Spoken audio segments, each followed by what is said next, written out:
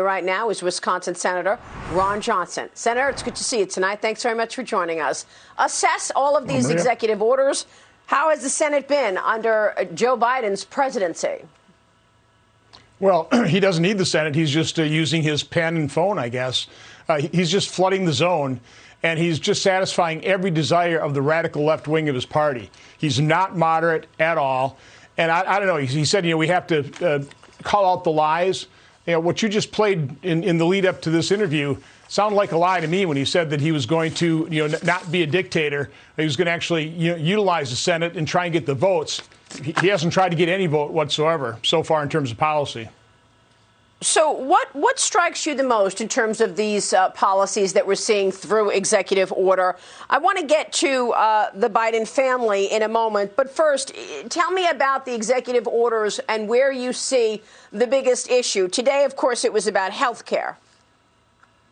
Well, as the former chairman of Homeland Security Government Affairs Committee, we spent so much time looking at our completely broken border and what we need to do to fix it. And, of course, President Trump went a long way toward stopping the surge in unaccompanied children and family units taking a very dangerous journey. We had not completely solved that problem, but we had truly mitigated it. We were building the fence, and here President Biden comes along and starts undoing all of the progress we had made. And we're going to see another humanitarian disaster. We're seeing, we saw 9,000 people try and get through Guatemala from Honduras. It's sounding like another caravan is forming. They may come in smaller groups, but they will come because they realize they're going to be able to stay because it's going to be open border policy. It's going to be catch and release. It's going to be a disaster.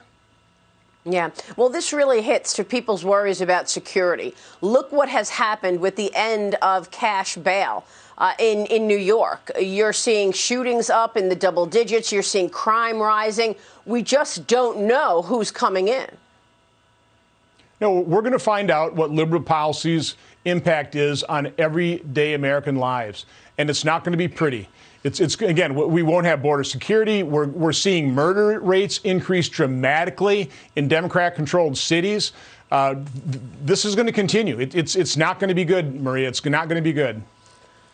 Senator, let me move on to the Biden family apparently still using Joe and Joe's name for business. Look at this ad that Joe Biden's brother has been promoting. This is Frank Biden, and he's promoting his relationship to his brother, the commander-in-chief, in an Inauguration Day advertisement for the law firm that he advises. Frank Biden is a non-attorney senior advisor for the Berman Law Group. In an email, he says he's not used his brother's name to gain clients, and yet there's an ad out right now and was around the inauguration bragging that his brother is the commander-in-chief. This is way too reminiscent of what we saw with Hunter Biden, whereas he was gaining relationships, getting paid for it from international companies because of the influence that his father commanded. Well, Biden Inc. is still in business. And Maria, I just ask you, what does a senior non-attorney advisor do in a law firm? He makes connections. He peddles his influence. And there was another report, by the way, that Hunter Biden was, apparently he was supposed to give up all his ownership in these Chinese companies. But a report came out yesterday that the city still apparently has his 10% stake in BHR, that private equity firm in China. That ought to be very troubling. I haven't heard him deny that. I'm hoping it's not true because, again, that raises so many troubling counterintelligence, extortion types of threats.